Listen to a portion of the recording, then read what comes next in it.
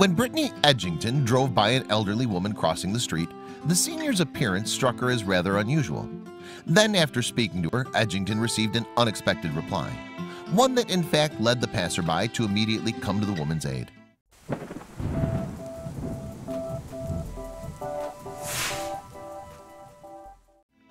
Edgington encountered the wanderer near Pocatello, Idaho, where she lives with her husband Timothy and 6 children.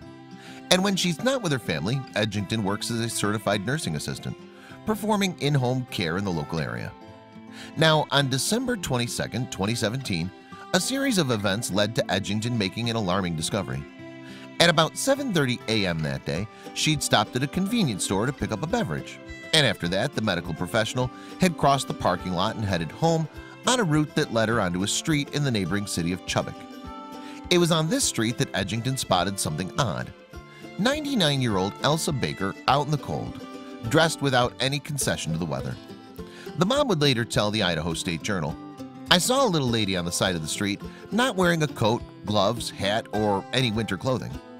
Edgington continued, "She was pushing her walker on the sidewalk but was getting ready to cross the street and was hitting the ice with her walker. She was pushing on it, but she couldn't move anywhere." And perhaps concerned by Baker's lack of winter attire and struggle to move by herself, the passerby decided to intervene. So after pulling up near Baker, Edgington rolled down one of her car windows and asked the other woman where she was heading. Baker then replied that her destination was Pocatello, a response that initially baffled the driver. Edgington explained to Baker that she was actually already in Pocatello. Yet the senior responded by saying she was trying to get into town. Adding further worry, though, Baker couldn't recall her ultimate destination. Indeed, she wasn't even able to recall the name of the street on which she was presently traveling. Edgington added to the Idaho State Journal, "Baker was confused. She was shaking so bad that her teeth were chattering. When she couldn't remember where she lived and could only give me her name and date of birth, I found out she was almost 100 years old. I was like, oh my gosh. That's when I put her in my car and called the police." Then, after Baker had entered her van, Edgington covered her in 3 blankets. She also turned the heating up in the vehicle to high in an attempt to warm the elderly woman up. But when first responders appeared at the scene, it was discovered that Baker was still alarmingly cold. According to the Mayo Clinic, the normal temperature of the human body is 98.6 degrees Fahrenheit. Hypothermia starts to set in, however, when that level plummets to under 95 degrees Fahrenheit. And despite Edgington's efforts to stop Baker from freezing, the 99-year-old's temperature had dropped to a frighteningly low 94 degrees Fahrenheit. Pocatello Fire Department's Travis Smith would later tell the Idaho State Journal how others can identify suspected victims of hypothermia. He revealed, "A person will begin to shiver, and they probably won't have a lot of motor coordination. And that's when you really need to get someone into a dry and warm area and try to get some warming fluids into them." Smith added, "In the wintertime, there's cool, oftentimes moist air and moderate to high winds in Idaho. If we don't have some type of barrier for the elements, then our warm heat is stripped away from our body much faster. For this reason, Smith urges people to call 911 if they spot any seniors out during the winter without suitable clothing to keep them warm." As Smith also explained to the newspaper, "We want to intervene because we can bring things to the table that ordinary citizens cannot. Somebody may be combative and may not want medical attention because the hypothermia has induced an altered mental state. But those should be the clues that the person needs more significant medical care." The bottom line is that emergency services are better equipped to attend to those who need serious medical attention. For example, in cases of hypothermia, Smith noted, "Overall, we would want to be notified early on in the process because we have things like a big box that we crank the heat up on before we leave the station. We also have heat pads and warming IV fluids that we can use to warm patients, both externally and internally.